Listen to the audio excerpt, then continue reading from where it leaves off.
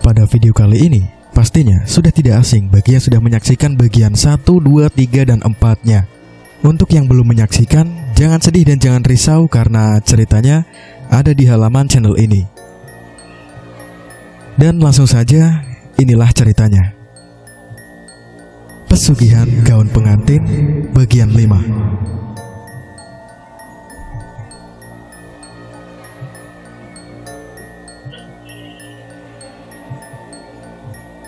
Pada saat itu, Tini mempersilahkan Zane masuk. Lelaki itu kemudian duduk di sofa panjang, sembari mengamati semua perabot rumah itu yang tampak antik dan mewah. Aku kira kau akan menelponku, taunya malah kau mengagetkan aku dengan datang ke rumah tanpa mengabariku lebih dulu, ujar Tini lalu duduk di sampingnya. Zane tersenyum lebar mendengar keluhan wanita cantik itu. Maaf kalau sudah mengejutkan. Sebenarnya aku hanya ingin memberikan surprise saja, jawab Zane. Benarkah? Aku senang sekali mendengarnya, karena jarang-jarang loh cowok yang mau kasih surprise ke aku, jawab Tini dengan begitu girang. Tentu saja, buktinya kedatanganku saja sudah membuatmu terkejut. Nah, itu namanya surprise, Tin, tutur Zainul. Ah, kamu bisa aja. By the way, kamu mau minum apa? Ucap Tini. Apa aja, Tin, sahut Zainul. Tini bergegas menuju ke dapur untuk membuatkan minum Zane. Tidak lama, wanita itu kembali dengan membawa 2 gelas kopi lengkap dengan camilan. Zane langsung menyeruput kopi buatan Tini. Apa kamu seorang desainer gaun pengantin? Tanya Zane saat menatap 3 gaun pengantin tergantung di lemari. Bagaimana kamu tahu? Tanya Tini mengernyitkan keningnya. Zane menunjuk ke arah lemari di depannya. Tini tersenyum lebar dan kemudian memasang wajah sedih. Sebenarnya itu adalah 3 gaun pengantinku. Kebetulan aku 3 kali gagal saat akan menikah, ucap Tini dengan gusar. Kenapa bisa begitu? Telisik Zainul. Tini menghela nafas dan mulai menceritakan bagaimana hubungannya dengan ketiga calon suaminya. Zane terlihat prihatin saat mendengar cerita pernikahan Tini yang selalu kandas saat gaun pengantinnya sudah selesai dijahit. Sebenarnya banyak tanya yang memenuhi benak pemuda itu. Bagaimana bisa semua calon suaminya pergi di saat gaun pengantinnya selesai dijahit? Kenapa juga Tini harus menjahit gaun pengantinnya sendiri jika sudah sering mengalami kejadian horor seperti itu? Namun, demi menjaga privasi Tini, Zane mengurungkan pertanyaan tersebut kepadanya. Ia tahu pasti jika Tini memiliki alasan kenapa memilih menjahit gaun pengantinnya sendiri, apalagi dia seorang desainer. Begitupun dengan kematian calon suami Tini, ia menganggapnya sebagai takdir Tuhan. Sorry kalau aku sudah membuatmu sedih, ucap Zane berusaha menenangkan Tini yang mulai berkaca-kaca.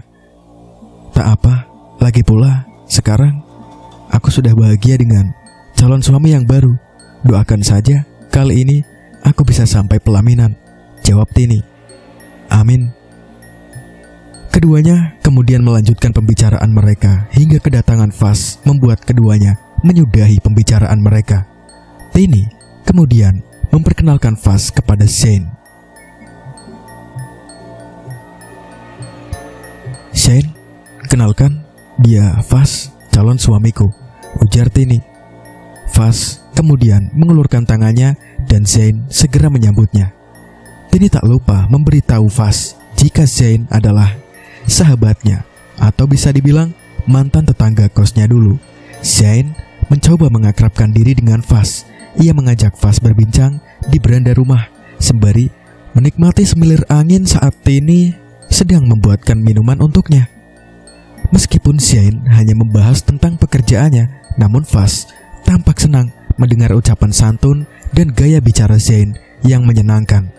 Senang dengan sikap ramah Zane dan pembawaannya yang sederhana dan santun, membuat Faz ingin menjadikan Zane sebagai sopir pribadinya. Sebenarnya, aku sedang mencari seorang sopir. Jika kau tidak keberatan, maukah kau menjadi sopir pribadiku? Tanya Vas. Tentu saja. Hanya saja, aku masih terikat kontrak sampai akhir bulan ini. Kalau Anda masih berkenan, mungkin bulan depan saya akan menerima tawaran Anda, jawab Shane. Vas terlihat kecewa mendengar jawaban Shane. Padahal, aku sangat berharap kamu langsung menerima tawaran ini. Tapi, ya sudahlah, kau boleh mulai bekerja bulan depan. Baik kalau begitu, aku pamit, ucap Shane. Namun Vas menahannya. Kenapa buru-buru sekali?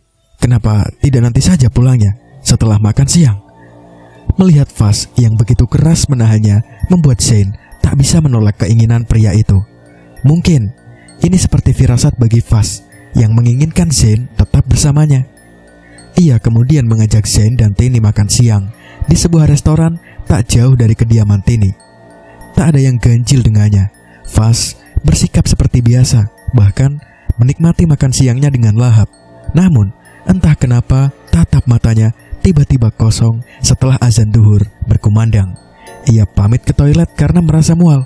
Tini yang khawatir karena Vas sudah hampir 1,5 jam tak juga kembali, memerintahkan Zane untuk menyusulnya. Zane beranjak dari duduknya menuju toilet. Toilet tampak sepi, tak terlihat seorang pun di sana. Zane mengira jika Vas sudah kembali. Ia menghubungi Tini untuk memberitahukan jika Vas tidak ada di toilet. Tini segera menghubungi ponsel Vas untuk memastikan keberadaannya, namun Vas tak menjawab teleponnya, hingga membuat gadis itu semakin khawatir. Berkali-kali ia menghubunginya, namun Vas tak menjawabnya. Ya ampun, kamu di mana sih? Ucap Tini tampak frustasi. Ia bahkan menghubungi ke rumahnya untuk mengetahui apa dia sudah pulang atau belum. Asisten rumah tangga Vas mengatakan jika majikannya belum pulang. Tentu saja, hal itu membuat Tini semakin ketakutan. Wajah Tini mulai berkeringat, perasaannya mulai tak tenang, dan firasatnya mengatakan jika sesuatu yang buruk terjadi pada calon suaminya itu. Saat hendak meninggalkan toilet, Shane mendengar suara air mengalir dari salah satu toilet. Suara gemercik air itu tampak berbeda hingga membuat pemuda itu penasaran. Ia kemudian bergegas memeriksanya. Pria itu terkejut saat melihat darah mengalir dari keran salah satu wastafel. Ia segera mematikannya dan tak lama terdengar seseorang memuntahkan sesuatu di wastafel sebelahnya. Matanya melebar saat melihat sosok Vas muntah darah di sebelahnya. Vas? Tak ada suara terdengar meskipun Vas menyalakan keran untuk mengguyur sisa muntahannya berkali-kali. Shane menempelkan tangannya ke bahu Vas, membuat lelaki itu seketika menoleh ke arahnya. Shane terkesiap melihat wajah pria itu yang terlihat begitu menakutkan. Subhanallah, la haula wala quwata illa billah, ucap Shane saat menatap sosok Vas. Siapa yang sudah membuatmu seperti ini? Ucap Shane. Vas masih membisu. Pria itu tak bisa mengeluarkan sepatah kata pun dari mulutnya. Hanya bola matanya saja yang bergerak ke kanan dan ke kiri. Shane mengambil air dengan tangannya. Tak lupa ia membaca kalimat thayyibah dan mengusapkan air itu ke wajah Vas. Seketika Vas langsung memeluknya erat seperti orang yang ketakutan. Shane menepuk-nepuk punggung pria itu sambil membisikkan ayat kursi di telinganya. Tidak lama, Vas melepaskan pelukannya. Kini, pria itu tampak memegangi lehernya yang terasa panas. Shane menyuruh Vas meminum air keran untuk menghilangkan rasa dahaga dan panas dalam dirinya. Benar saja, setelah meminum air, Vas merasakan tubuhnya terasa adem. Terima kasih, Shane, sudah datang menolongku, ucapnya dengan lirih. Siapa yang sudah membuatmu seperti ini? Tanya Shane. Vas tak menjawab. Ia memilih menyembunyikannya dari Shane. Melihat kondisi Vas yang lemah, Shane tak mau memaksa pria itu. Ia kemudian memapah Vas kembali ke meja mereka. Seketika Tini berteriak keras melihat wajah lelaki itu. Bagaimana ini bisa terjadi? Siapa yang melakukan ini padamu? seru Tini. Shane meminta gadis itu tenang dan membawa Faz ke mobil. Ia kemudian melesatkan mobilnya menuju rumah sakit, sedangkan Tini memilih pulang untuk mengambil keperluan Faz selama di rumah sakit. Tini mengamati gaun pengantinnya yang belum selesai. Dalam hati ia bertanya, kenapa Faz mengalami kecelakaan padahal gaun pengantinnya belum selesai. Butuh 5 hari menuju hari ke-40 untuk menyelesaikan gaun itu. Namun bahaya sudah dialami lelaki malang itu. Baginya sebenarnya tidak mengapa. Toh ia juga tak terlalu suka dengan Faz. Apa aku harus menyelesaikannya sekarang? Tini berbalik ke meja jahitnya, menatap berbagai aksesoris yang tergeletak di sana. Suara dering ponsel membuat wanita itu terhenyak dan mengambil gawai pipih itu. Shane menelpon. Lelaki itu memberitahunya jika Faz masuk ruang ICU. Kondisinya kritis karena kehilangan banyak darah, ujar Shane dari ujung ponselnya. Tini mengangguk dan mendengar penjelasan pria itu. Ia segera bergegas mengambil beberapa baju ganti Faz dan makanan ringan untuk bekalnya selama menunggu pria itu. Saat ia hendak keluar, terdengar suara seorang di ruang jahit. Buru-buru Tini berlari ke sana. Dilihatnya, seorang lelaki mencoba menggunting gaun pengantinnya. Ia menempelkan tangannya ke bahu pria itu. Siapa kau? Dan bagaimana kau bisa masuk ke rumahku? Tanya Tini. Pria itu berbalik dan menyerangnya dengan gunting. Tini jatuh ke lantai dan ketakutan melihat sosok pria di depannya. Faz, bagaimana kau bisa ke sini? Matanya membulat saat ia melihat tatap mata elang Faz yang hendak menelannya hidup-hidup. Tini berusaha menggerakkan tubuhnya yang mati rasa saat Faz mendekati dirinya. Ia menjerit keras saat Faz hendak menusuknya. Seketika suasana berubah menjadi hening. Tini perlahan membuka, menggeser telapak tangannya yang menutupi matanya. Faz menghilang dan Tini memeriksa tubuhnya. Tak ada yang terluka. Kemana dia? Ia mengedarkan pandangannya mencari di mana keberadaan Faz. Namun sayangnya pria itu sudah menghilang dan hanya sebuah gunting yang tergeletak di lantai. Tini mengambil gunting itu dan melihat ada noda darah di atasnya. Jadi ia benar-benar datang untuk membunuhku. Ia menyeringai, mengingat kejadian mengerikan yang hampir membuat jantungnya berhenti berdetak. Tini terkesiap melihat gaun pengantinnya menghilang. Wajahnya seketika memucat. Ia berusaha mencarinya kemana-mana, namun tak menemukannya. Tini berteriak melepaskan kemarahannya. Kembali ponselnya berdering, membuat ia segera berlari meninggalkan rumahnya. Setibanya di rumah sakit, ia turun dari mobil dan berjalan menuju bangsal perawatan Faz. Shane tampak duduk di lantai sambil menyenandungkan ayat-ayat suci Al-Quran, membuat suasana ruangan menjadi adem. Ia kemudian mendekati Faz dan membuka kaos yang dipakainya dan menggantinya dengan pakaian bersih. Saat wanita itu hendak mengganti celananya, Shane melarangnya. Biar aku saja yang mengganti celananya, tanda Shane. Tini memberikan celananya kepada Shane. Lelaki itu menyuruhnya untuk menunggu di luar saat ia memakaikan celana untuk Faz. Tak lama, Shane membuka pintu ruangan itu dan mempersilahkan Tini kembali masuk ke dalam. Kini, ia melihat sosok Faz sudah kembali seperti semula. Ia mendekatinya dan mengusap wajahnya. Sebenarnya, apa yang terjadi padamu? Ucap Tini kemudian membenamkan kepalanya di dada Faz. Apa kata dokter? Tanya Tini. Sebaiknya kau tanyakan sendiri kepada dokter jika ingin tahu apa penyakit Faz, jawab Shane. Lelaki itu kemudian pamit keluar untuk merokok. Seorang pria bertanya ruangan Faz kepadanya. Ruang melati 23, jawab Shane. Lelaki itu berterima kasih dan melangkah meninggalkannya. Sementara itu Tini menemui dokter yang merawat Faz dan menanyakan penyakit calon suaminya itu.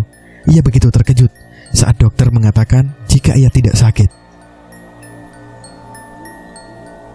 Secara medis, dia baik-baik saja. Tidak ada penyakit atau luka dalam dirinya. Dan kami masih menunggu hasil tes darah ulang, tanda sang dokter. Setelah mendengar jawaban dokter, membuat Tini semakin yakin jika Vas sakit karena gaun pengantin itu sudah hampir selesai. Namun ia bingung karena kehilangan gaun itu. Bagaimana ia bisa menyelesaikan misinya jika gaun itu menghilang? Apa aku harus membuatnya dari ulang? Kepalanya hampir meledak karena terus memikirkan gaun yang hilang itu. Ia kemudian menelpon seseorang, maintenance, untuk memeriksa CCTV di rumahnya. Ia berpikir jika ada seseorang iseng yang mencuri gaun pengantin itu. Sementara itu, di waktu yang bersamaan, Chandra datang dan menjenguk Vas. Lelaki itu mengusap wajah sahabatnya dan tak lama Vas membuka matanya. Meskipun belum bisa bicara, namun tatapan mata Vas seolah hendak mengatakan sesuatu kepada Chandra. Lelaki itu mendekatkan telinganya saat Vas membuka mulutnya. Entah apa yang didengar Chandra darinya, hingga wajahnya seketika merah seolah dipenuhi amarah. Tini memasuki ruangan itu dan tertegun melihat Chandra di sana. Chandra menatap nanar Tini seolah menyiratkan kebencian kepada gadis itu. Tangannya mengepal saat Tini mendekati Vas dan tersenyum melihatnya sudah siuman. Syukurlah kamu sudah siuman. Sebenarnya apa yang terjadi? Tanya Tini saat mendekati pria itu. Vas meraih jemari gadis itu dan menggenggamnya dengan erat. Kenapa kau tidak menjawab pertanyaanku? Tini tampak kecewa karena Vas tak menjawab pertanyaannya. Apa kau marah padaku? Tanyanya lagi. Vas menggelengkan kepalanya. Vas menggerakkan bola matanya ke arah Chandra. Matanya seolah berbicara jika ia ingin Chandra menyampaikan sesuatu kepada Tini. Chandra mengangguk pertanda setuju. Dia bilang dia baik-baik saja, jadi kamu jangan khawatir. Vas masih belum bisa bicara karena masih syok dengan kejadian yang dialaminya, ucap Chandra. Sebenarnya kejadian apa yang menimpanya? Tolong beritahu aku. Aku yakin dia pasti sudah memberitahumu. Harusnya kau yang lebih tahu apa yang akan terjadi padanya, jawab Chandra. Seketika Tini mengatupkan bibirnya mendengar jawaban Chandra. Sebenarnya bukan itu yang ia ingin ketahui darinya. Ia hanya ingin tahu apa Vas melihat gaun pengantinnya yang hilang. Namun ia tak berani menanyakannya karena Chandra, lelaki itu, terlalu banyak tahu tentang dirinya sehingga membuatnya seolah menjaga diri darinya. Shane memasuki bangsal perawatan Vas berbarengan dengan dokter yang juga datang untuk memeriksa kondisi Vas.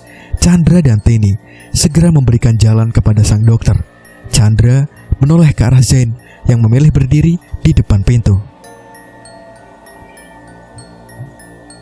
Sepertinya aku baru melihatmu. Kalau boleh tahu, ada hubungan apa kau dengan Vas? Tanya Chandra. Sebenarnya tidak ada hubungan apa-apa antara aku dengan Vas. Hanya saja kebetulan kita berdua bertemu di rumah Tini. Dan setelah itu kami menjadi akrab. Apalagi saat ia ingin menjadikan aku sebagai sopir pribadinya, jawab Shane. Kondisinya sudah stabil dan sangat baik, jadi Tuan Vas bisa pulang sekarang. Tutur sang dokter membuat semuanya lega. Kalau begitu, kita siap-siap pulang, ucap Tini kemudian membereskan barang-barangnya. Kali ini kamu sebaiknya tinggal di rumahku saja. Aku gak tega lihat kamu sendiri cuma sama ART, tutur Tini. Tidak boleh, kalian ini belum menikah, jadi belum mahram. Biarkan Vas tinggal bersamaku. Aku pasti akan merawatnya, ucap Chandra mengambil tas pakaian Vas dari Tini. Melihat Chandra dan Tini bersikeras memperebutkan siapa yang akan merawat Vas, membuat Shane memilih berpamitan. Namun saat ia hendak berpamitan dengan Vas, lelaki itu menggenggam erat tangannya. Dia memilihmu, temanilah ia beberapa hari di rumahnya, ucap Chandra. Kemudian ia membantu Vas turun dari ranjangnya dan membawa mereka ke parkiran mobil. Tini buru-buru masuk ke dalam mobil karena ia juga ingin mengantar Vas pulang. Chandra mengernyit saat melihat Tini masuk ke dalam mobilnya. Lelaki itu mengomelinya dan menyuruhnya turun dari mobilnya. "Bukankah kau bisa mengantarnya dengan naik mobilmu sendiri? Jadi, turunlah," ucap Chandra dengan suara lantang. Melihat wajah Tini yang sendu, membuat Zain turun dari mobil dan menawarkan diri untuk membawa mobil Tini. Wanita itu merasa senang dengan Zain yang begitu mengerti dirinya. Ia kemudian memberikan kunci mobilnya kepada pria itu. "Sekali lagi, terima kasih banyak ya," ucap Tini dengan sumringah. "Sama-sama," jawab Zain. Lelaki itu segera masuk ke dalam mobilnya dan melesat meninggalkan halaman parkir rumah sakit. Sementara itu, Chandra terus memasang wajah cemberut dan mendengus kesal saat melihat Tini berusaha memamerkan kemesraannya dengan Faz. "Sial, kau pikir aku ini sopir kalian apa?" cibir Chandra. Chandra menghentikan mobilnya tepat di depan rumah Faz, diikuti oleh Zain yang memarkirkan mobilnya di sebelahnya. Sementara itu Tini segera menggandeng lengan Faz dan mengajaknya masuk ke dalam rumah. "Tolong jaga Faz selama ia sakit. Ia masih belum bisa bicara karena masih syok, tapi dia bisa berbicara dengan tulisan, jadi kau tidak akan kesulitan untuk memahaminya. Ini nomor ponselku. Tolong kabari aku jika terjadi sesuatu dengan Faz atau kau menemukan hal-hal ganjil selama menjaganya," ucap Chandra. "Baik mas," jawab Zain. Tak lupa, Chandra juga memberikan 2 lembar uang ratusan ribu kepada pria itu. "Anggap saja itu buat uang rokok kamu selama menemani Faz." "Terima kasih banyak mas." "Sama-sama. Kalau begitu, aku tinggal ya," jawab Chandra. "Loh, masnya gak masuk dulu?" tanya Zain. "Tidak usah, aku masih ada urusan di kantor, jadi tolong jaga Faz dengan baik. Aku percayakan dia padamu," jawab Chandra. Zain mengangguk. Pria itu kemudian mengantar Chandra menuju ke mobilnya. Sementara itu Tini mengintip kepergian Chandra dari balik tirai. "Sebaiknya kau pergi saja, itu akan lebih baik untuknya," ucapnya dengan lirih. Zain segera masuk ke dalam setelah kepergian Chandra. Sementara itu Tini buru-buru meletakkan sesuatu di bawah tempat tidur Faz dan buru-buru keluar saat sang pemilik kamar memasuki ruangan itu. "Maaf, aku sepertinya gak bisa lama-lama di sini karena harus menyelesaikan gaun pengantin," ucap Tini bergelayut manja dengan pelukan Faz. Faz mengangguk dan mengantarnya turun. "Aku pulang dulu ya, titip Faz, tolong jaga dia," ucap Tini menghampiri Zain. "Iya Tin," jawab Zain. Tini kemudian berlalu pergi meninggalkan kedua pria itu. Faz kemudian duduk di beranda dan mengeluarkan rokok dari saku celananya. "Rokok?" Faz memberikan rokoknya kepada Zain. "Kenapa kau pasti bingung ya?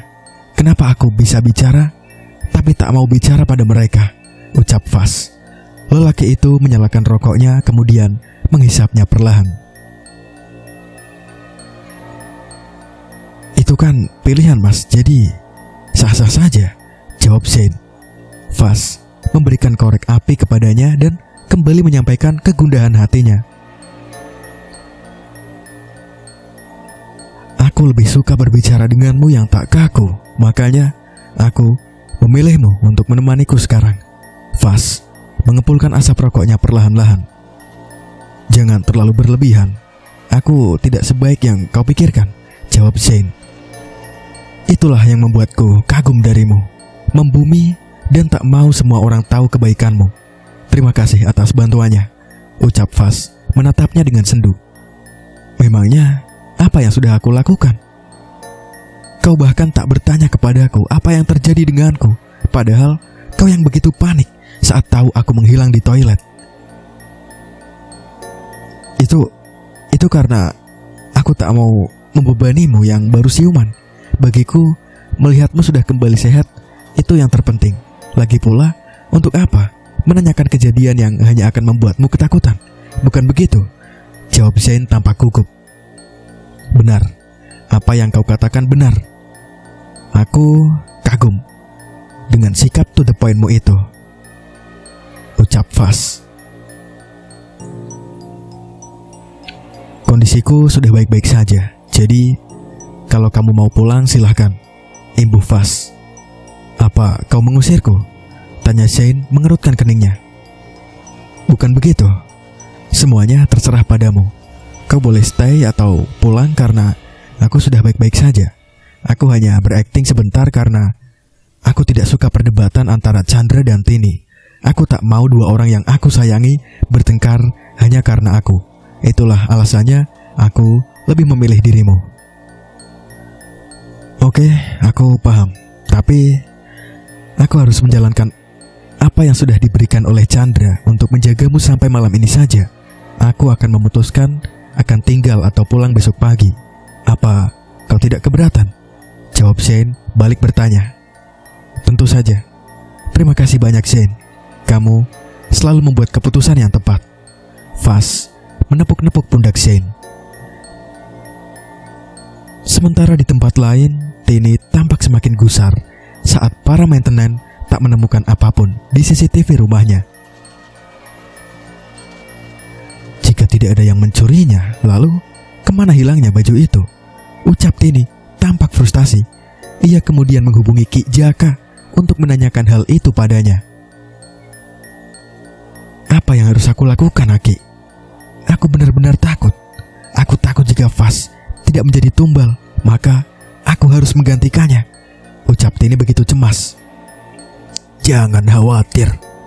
Mencuri baju pengantin itu tak akan mengubah apapun. Dia akan tetap mati dan menjadi tumbal karena sudah berhubungan badan denganmu. Jawab Ki Jaka. Syukurlah kalau begitu. Aku sempat berpikir untuk membuat gaun pengantin baru untuk menggantikannya. Tidak perlu. Siapkan saja semuanya seperti biasa. Baik Ki. Terima kasih atas informasinya. Tini tampak lega setelah mendengar jawaban Ki Jaka. Namun, tetap saja ia penasaran siapa yang sudah berusaha menggagalkan rencananya dengan mencuri gaun pengantinnya. Apa Chandra pelakunya? Bukankah hanya dia yang mungkin melakukan hal ini? Wanita itu kemudian mengambil tas kecilnya dan bergegas menemui Chandra di kantornya. Setibanya MG Company, seorang wanita menyuruhnya menunggu di ruang tunggu. Tak lama Chandra menemuinya. Ada perlu apa kau datang menemuiku? Tanya Chandra. Di mana gaun pengantinku? Jawab Tini menatap tajam pria itu. Kenapa bertanya padaku? Memangnya aku petugas laundry? Sahut Chandra. Jangan bercanda. Gaun pengantinku hilang. Aku tahu itu perbuatanmu. Jadi cepat kembalikan. Ucap Tini dengan nada yang marah. Bukankah sudah aku bilang aku tidak tahu? Jadi kenapa kau bertanya padaku? Tini menarik sudut bibirnya dan memasang wajah bengisnya. Hanya kau yang tahu makna gaun pengantin itu. Aku yakin kau sengaja mencurinya karena ingin menyelamatkan temanmu. Tapi sayangnya, apapun yang kau lakukan semuanya sia-sia saja, karena Fas tetap akan mati. Ucap Tini. Chandra menggerakkan bola matanya ke arah Tini hingga kedua matanya kini beradu pandang dengannya. Dasar wanita iblis. Sampai kapan kau akan mengorbankan nyawa orang-orang yang tak berdosa demi ambisimu untuk menjadi kaya? Itu bukan urusanmu. Jawab Tini, kemudian mengambil tas kecilnya dan meninggalkan Chandra.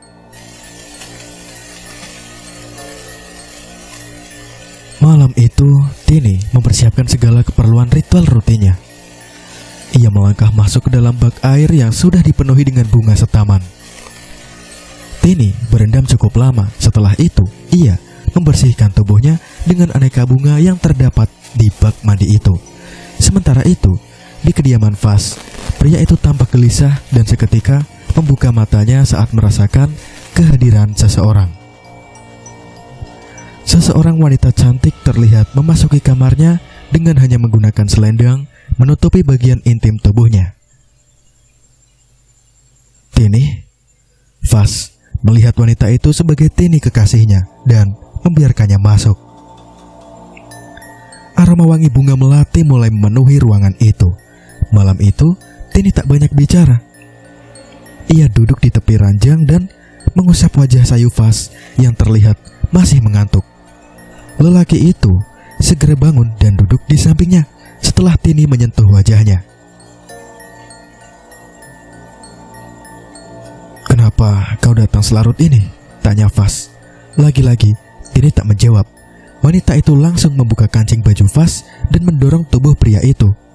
Shane masih terjaga dan segera keluar karena merasakan gerah di kamarnya. Ia menghentikan langkahnya saat mencium bau bangkai yang begitu menyengat. Bau apa ini? Shane mencari sesuatu di ruangan itu namun tak menemukan apapun. Ia kemudian menyalakan rokoknya dan duduk di samping rumah. Samar-samar ia melihat sosok wanita berjalan keluar dari dalam rumah. Karena penasaran, Shane berusaha menghampirinya. Namun bau busuk yang begitu menyengat membuatnya menghentikan langkahnya. Shane kehilangan wanita itu. Namun ia menemukan sebuah bunga kantil tergeletak di depan pintu. Keesokan harinya, Vas menjerit-jerit karena ia mulai merasakan kakinya tak bisa digerakkan. Shane segera menghampirinya dan membantunya bangun. Aku mau ke kamar mandi, ucap Vas. Shane memapahnya dan mengantar pria itu ke kamar mandi. Tidak lama, Vas memanggilnya dan Shane kembali memapahnya ke ranjang. Shane menatap Vas yang tampak pucat dan area kelopak matanya mulai menghitam seperti orang yang kurang tidur. "Apa Tini sudah pulang? Kenapa aku tidak melihatnya?" tanya Vas. "Tini tidak ada di sini. Tapi semalam dia datang dan kami sempat melepaskan rasa rindu. Tapi karena aku kelelahan, aku tak melihatnya saat ia pulang," jawab Vas. "Jadi yang semalam itu adalah Tini?" Shane menatap ke sekeliling kamar dan menemukan bunga kantil yang tergeletak di lantai. Ia memengutnya dan memasukkannya ke dalam saku bajunya. "Apa kamu mau turun?" Vas mengangguk. Shane kemudian memapahnya menuju ke bawah. Vas meminta Shane membawanya ke ruang makan. Shane menarik sebuah kursi dan membantu Vas duduk. Vas tersenyum melihat asisten rumah tangganya memasakkan makanan favoritnya. Ia kemudian mengajak Shane sarapan pagi. Shane melihat Vas seperti orang yang kelaparan. Ia bahkan menghabiskan 3 piring nasi dan beberapa potong roti bakar. Melihat nafsu makan Vas membuat Shane kemudian mengambil air putih dan membacakan sesuatu sebelum memberikan kepadanya. Benar saja, setelah meminum air pemberiannya, Vas langsung muntah darah seperti saat di restoran. Lelaki itu jatuh terkulai ke lantai hingga Shane harus menggendongnya ke kamarnya. Entah kenapa tubuh Vas terasa dingin, padahal ia adalah pria yang tinggi dan juga memiliki tubuh yang atletis. Shane membaringkan Vas di ranjangnya. Ia meminta asisten rumah tangganya untuk membawakan air hangat untuknya. Ia kemudian menyekat tubuh Vas dengan air hangat. Shane terus beristighfar saat melihat tubuh pria itu dipenuhi memar-memar. Sebenarnya Vas ingin menyampaikan sesuatu kepada Shane, namun ia mengurungkan niatnya saat melihat Tini mengunjunginya. "Gimana keadaan kamu? Apa sudah membaik?" tanya Tini menyapanya. "Entahlah Tin, hari ini aku malah gak bisa jalan, padahal hari pernikahan kita tinggal 4 hari lagi," jawab Vas tanpa gusar. "Sabar aja ya, aku yakin kamu sebentar lagi sembuh. Anggap saja ini ujian menuju hari bahagia kita," jawab Tini. Ia kemudian meminta Shane memberikan waslap kepadanya dan menggantinya membersihkan tubuh calon suaminya itu. Saat Shane akan meninggalkan mereka, Vas melarangnya. "Tetaplah di sini. Nanti siapa yang akan memapahku jika aku mau ke toilet?" ucap Vas. "Kan ada aku," jawab Tini. "Kamu gak akan kuat menggendong aku," jawab Vas. Shane kemudian memilih duduk dan memainkan ponselnya.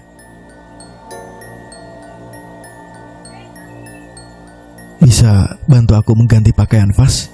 ucap Tini, meminta Zain beranjak dari duduknya dan membantu wanita itu mengganti pakaian Vas. Selesai berganti, Vas meminta Tini untuk menemaninya jalan-jalan pagi. Namun wanita itu menolak karena Vas tidak bisa berjalan. "Setidaknya kita harus punya kursi roda agar bisa berjalan-jalan berdua. Sebaiknya aku pergi membelinya dulu. Nanti sore baru kita jalan-jalan." "Tapi aku maunya sekarang," jawab Vas. "Tapi aku tidak bisa memapahmu," seru Tini. "Kalau begitu biar aku yang akan menggendongnya," tanda Zain menengahi mereka. Lelaki itu segera membungkuk dan membawa Vas di punggungnya. "Aku senang sekali masih bisa melihat pemandangan pagi yang indah," ucap Vas saat keluar dari rumah. Ia meminta Zain membawanya ke samping rumah di mana aneka macam bunga bermekaran di sana.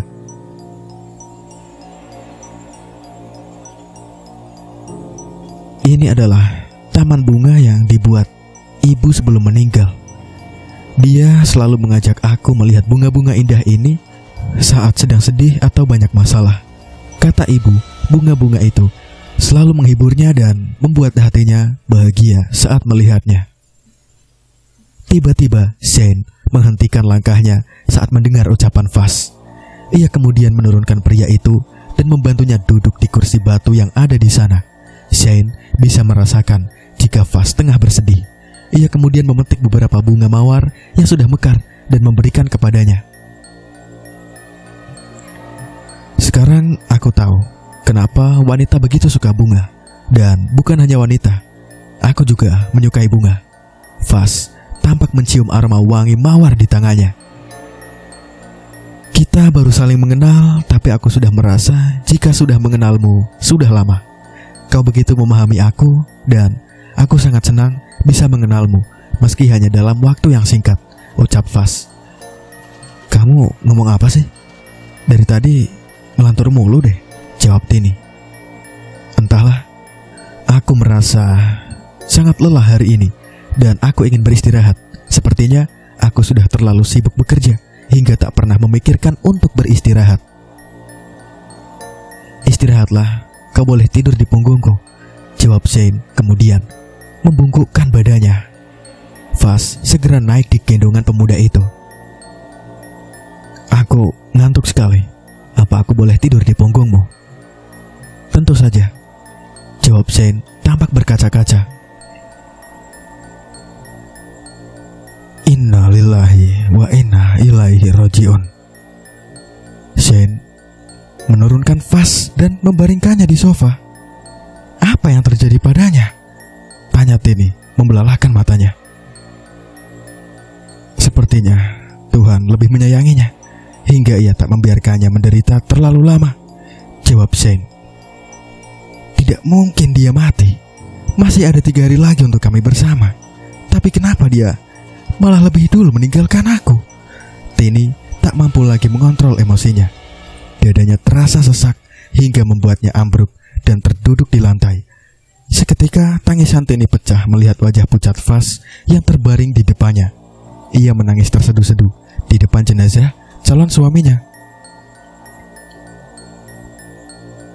"Kenapa bisa seperti ini?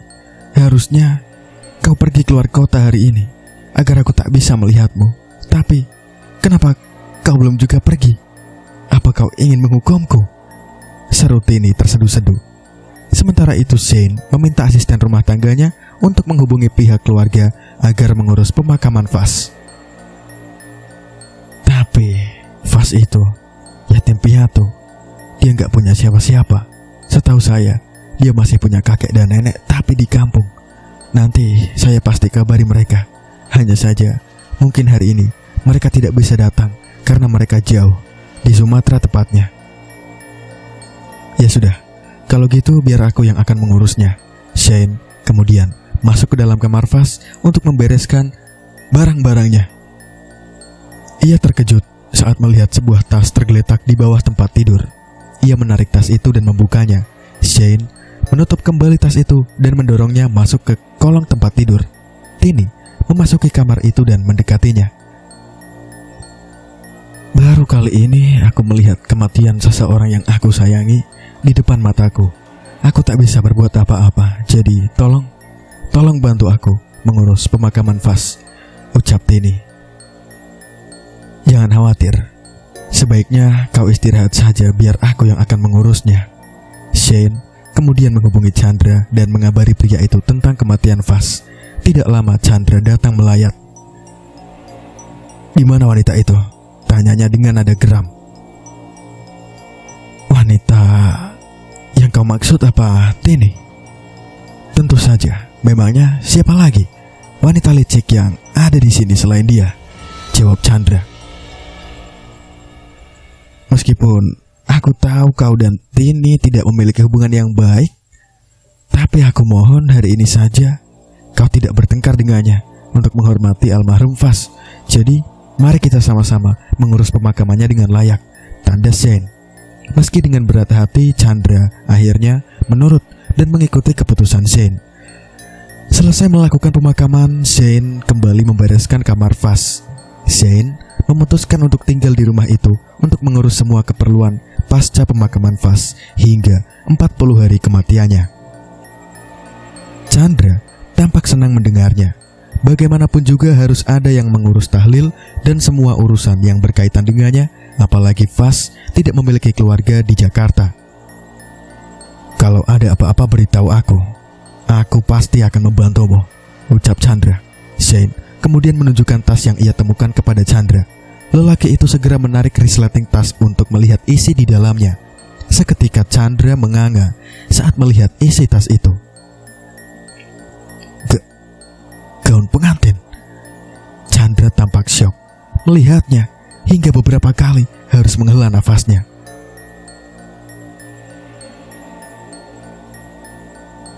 Bukankah gaun ini seharusnya ada di rumah Tini? Lalu kenapa bisa ada di sini? Apa Fas yang mengambilnya? Lalu untuk apa? Shane mencoba menelaah mengapa gaun pengantin itu ada di kamar itu. Sepertinya dia benar-benar ingin membuktikan ucapanku, jawab Chandra menerawang.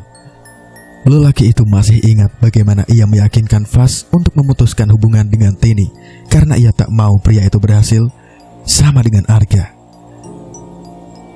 Meskipun ia sudah menjelaskan semuanya secara rinci, namun di zaman modern seperti ini, siapa yang percaya hal mistis seperti itu? Rupanya Fas yang tak percaya jika Tini menggunakan pesugihan untuk menaklukkannya, berusaha mengambil gaun ini darinya untuk membuktikan kebenaran ceritaku. Kenang Chandra. Pria itu kemudian menyalakan rokoknya untuk menenangkan pikirannya yang mulai dilanda penyesalan.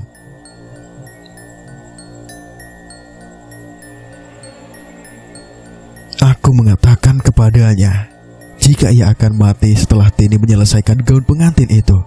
Dan biasanya si tumbal sengaja menjauh darinya di hari menjelang pernikahan mereka.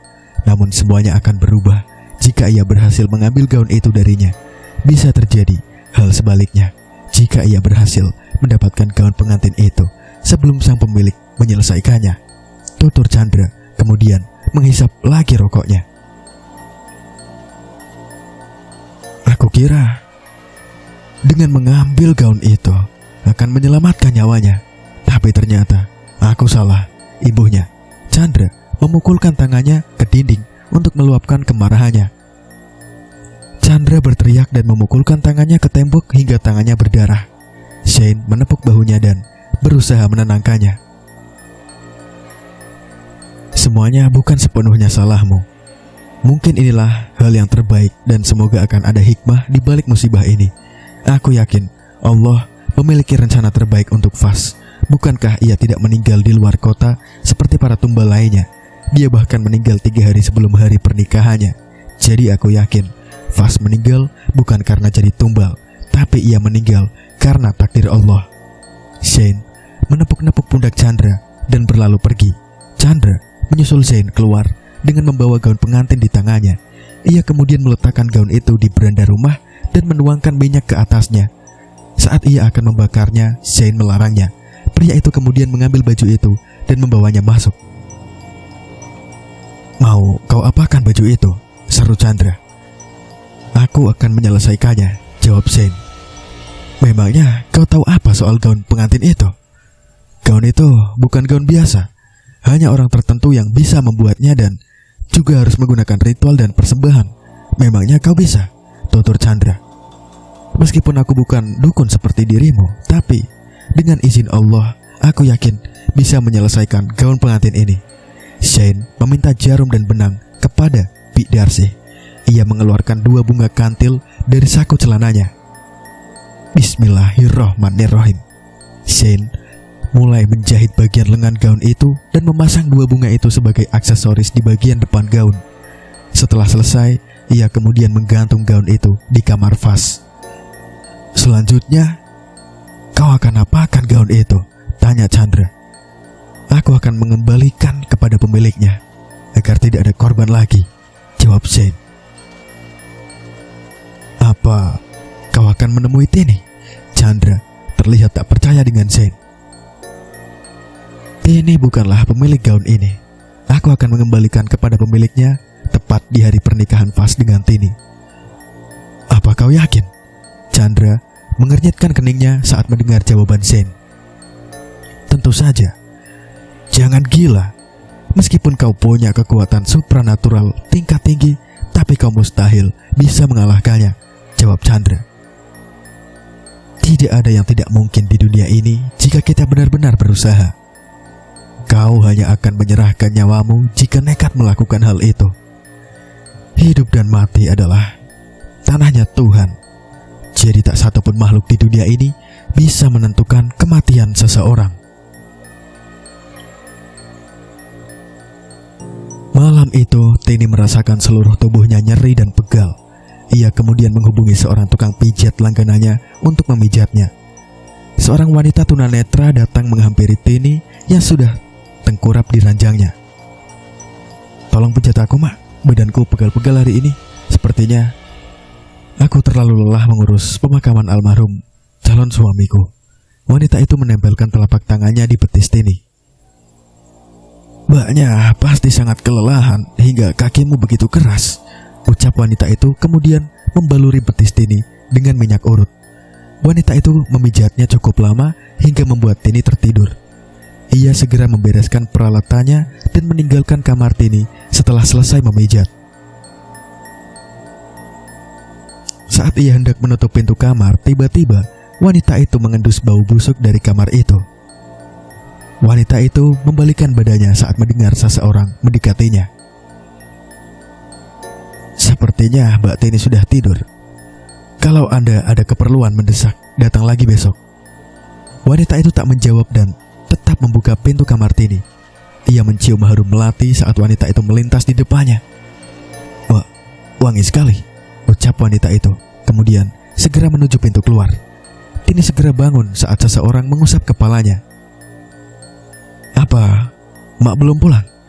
Tanya Tini segera bangun dan menoleh ke arahnya. Seketika matanya membulat, melihat sosok di sampingnya. Kenapa kau datang ke sini? Kau sudah mati, Vas. Jadi, tolong jangan ganggu aku lagi, ucap Tini menjauh darinya. Lelaki itu kemudian meraih lengan Tini, membuat wanita itu tampak ketakutan. Tolong, jangan ganggu aku. Aku janji akan meminta orang-orang untuk mendoakanmu sampai 40 hari. Jadi tolong pergilah.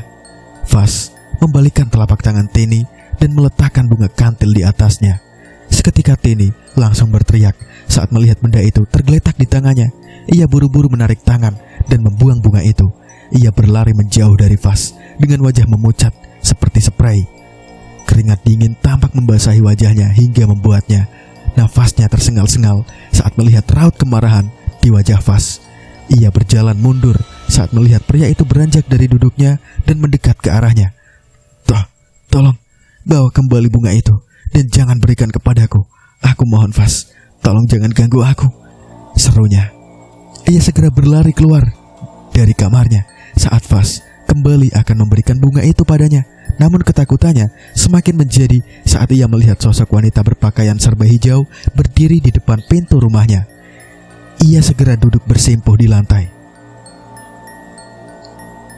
"Ampuni hamba, Nyi Ratu," seru Tini kemudian bersujud di hadapannya. Tini terkejut saat melihat darah bercucuran di lantai. Ia mendongakkan wajahnya dan menyentuh sesuatu dari hidungnya. Seketika ia berteriak histeris saat tahu hidungnya berdarah. Apa yang telah terjadi padaku? Kenapa aku jadi mimisan? Dan lagi, kenapa juga telingaku menjadi gatal? Tini kemudian membersihkan telinga. Ia seketika membeku saat mendapati telinganya juga berdarah. Bukan hanya hidung dan telinganya yang berdarah, namun juga matanya. Tentu saja, hal itu membuat ia semakin syok hingga pingsan. Suara kicau burung membangunkan Tini dari tidurnya. Bagaimana aku bisa di sini? Bukankah harusnya aku tertidur di lantai? Belum hilang rasa penasaran Tini, tiba-tiba Zain memasuki kamarnya. "Kau sudah bangun rupanya. Sebaiknya kau segera mandi dan turun ke bawah untuk sarapan." "Bagaimana kau bisa datang ke rumahku?" tanya Tini. "Semalam kau yang memintaku datang ke sini. Apa kau lupa?" jawab Zain. "Benarkah? Ya sudah, aku akan segera ke bawah setelah mandi." Tini segera menyingkap selimutnya dan turun dari ranjangnya.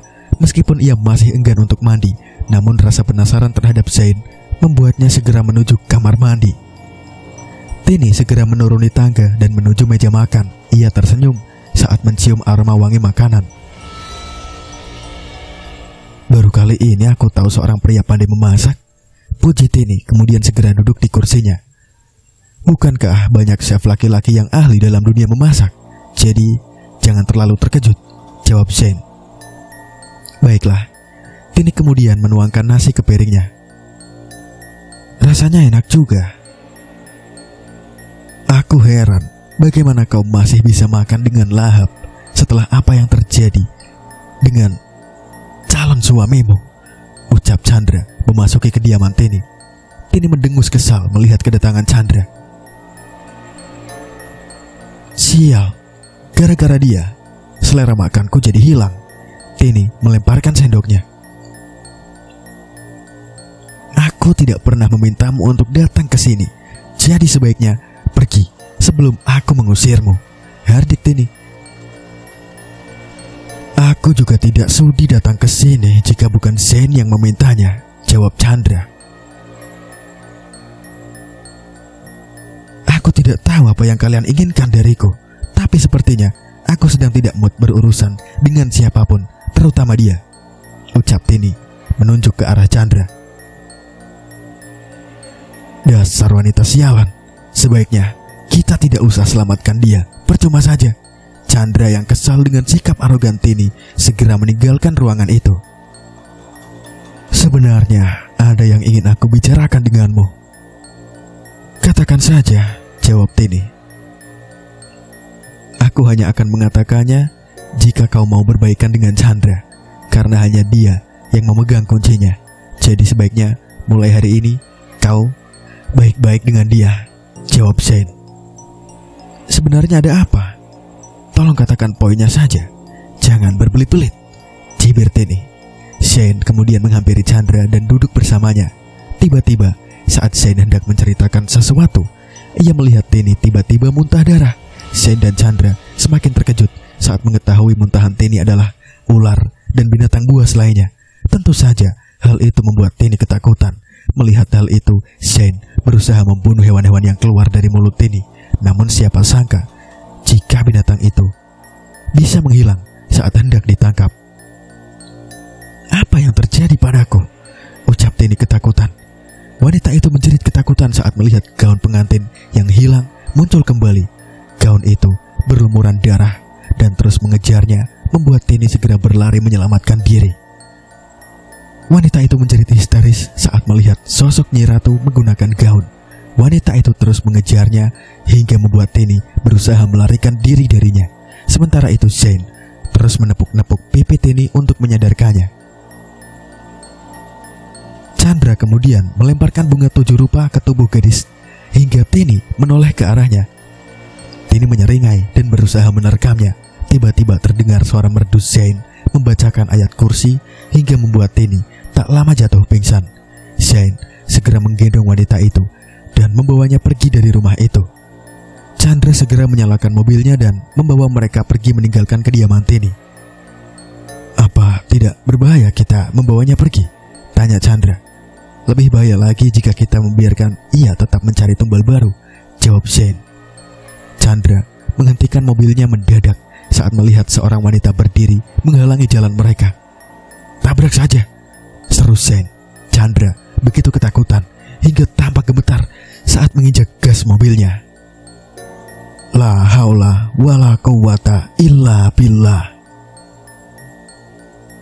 Dan cerita pun bersambung.